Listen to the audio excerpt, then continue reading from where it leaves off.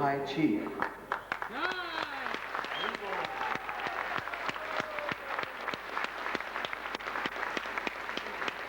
He's also an author, a psychotherapist, and has acted as advisor to heads of state and diplomats in the United Nations.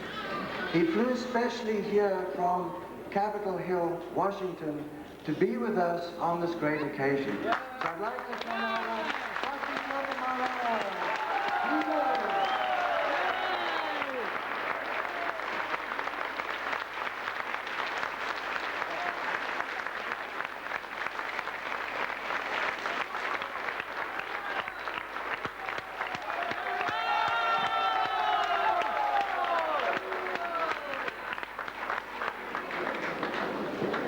First, giving respects to my spiritual master. Today is the anniversary of his disappearance. 17 years ago, he left this planet. Giving respects to His Excellency, our President of South Africa, State of South Africa, and to our many august visitors. I'm being asked today to do something that is really quite not necessary. To introduce and to welcome someone who everyone knows. Not only is he one of the most popular personalities here in South Africa and on the African continent, but he is one of the most popular personalities in the world.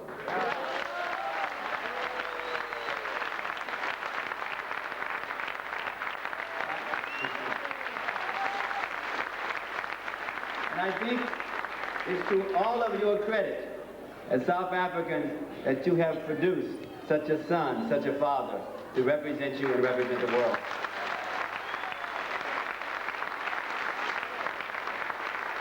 He is a stalwart advocate of civic, human, and rights that are even based on spiritual coalition cooperation.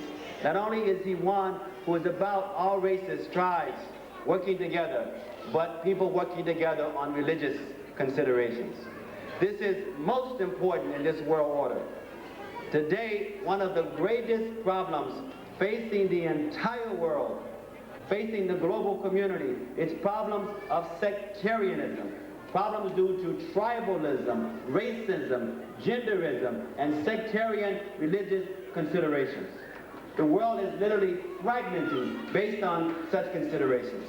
So it is very important that we have those who are stepping forward to make a major difference in a global mindset. Worldwide, we are basically, beloved, a weapons culture, a culture of weapons and a culture of drugs. The #1 business in the entire world is the pharmaceutical and illicit drug business. Second is the weapons culture, weapons, defense.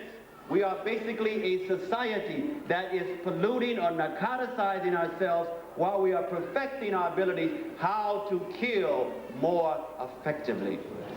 Therefore, there is a tremendous need for peace and love. There's a tremendous need for more orientations and personalities to lead brigades, to be able to introduce more and more compassion and unity with diversity.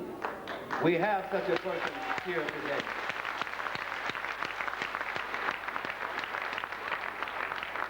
Worldwide, the world is spending about $15 to $20,000 to equip, train, prepare the average soldier, military, or personality, in contrast to about $500 for educating the average child. Therefore, how one spends their money tells you much about their present and about their future. So what is happening that is very, very significant is the need to be able to come together on significant common ground. It is very auspicious that he is with us today. Here we are in the Hare Krishna facility. We are a society that is world known for having people of all different races, all different economical and social positions, and backgrounds from all different religions, Hindus, Muslims, Buddhists, and Christians, who worship together. Our founder particularly wanted to see a world that was based on common ground of literally applying loving our neighbor as ourselves in a way that makes results, in a way that makes effectiveness and causes the quality of life to be improved. You here in South Africa are very fortunate because, beloved, you are actually the mothers and the fathers of present-day civilization. As Africans, as Indians, history, sociology, religion, linguistics testifies that you are actually the people carrying the most ancient culture on the particular planet. Therefore, it is important that you reclaim this planet and bring about more communalism. You bring about more natural association, respect of elders, respect of fear of God and love of God. Too much now the world has become bombarded by a culture of defense, a culture of anger, of greed. Every second or so, one person is killing another on this planet. We have seen that this kind of lifestyle is causing everyone to suffer. It's causing insecurities. So today we have a chance to give honor to one of those who have come to be amongst us, who is trying to make an actual difference. We want to give our prayers because this stalwart is being asked to do practically an impossible job. Anything he does is going to please some and discourage and disappoint others. But with the mercy and the blessings of God, that which is seemingly impossible can become a established probability and a reality. So today we all give our love and our blessings, and let us all over the world be able to give strength to such a personality.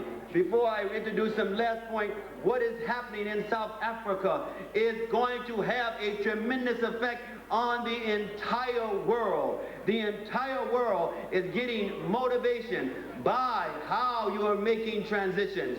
Many places are considering moving more toward peace because of what they're seeing happening here. If you fail, not only does South Africa fail, but much of the world will lose its inspiration. And if you succeed, you will go down in history as being some of those who have made a difference at a very important time.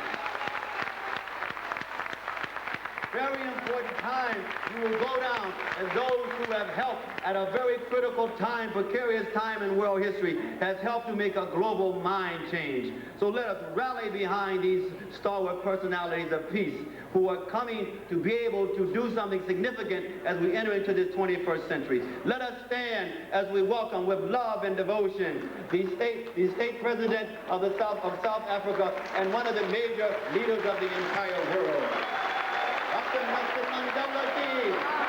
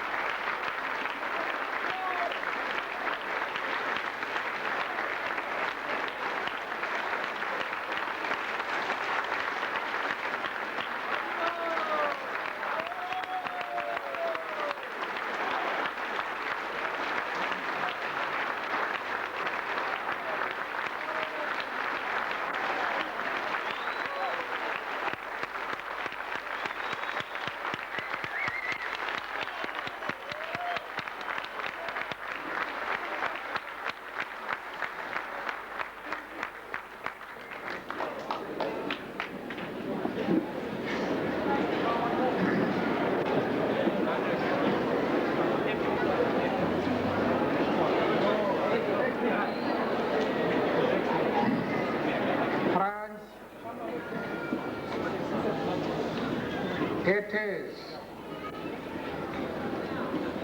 with shock and outrage that I've learned of the cold-blooded murder of Professor Johan Hayes. His untimely death is a loss to the South African nation as a whole, black and white.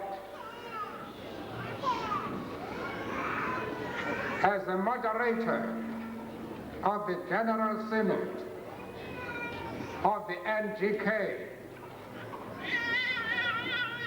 chairperson of the Federatie van Afrikaanse Kultuurverenigingen, and leading Afrikaner intellectual, Professor Haynes displayed able leadership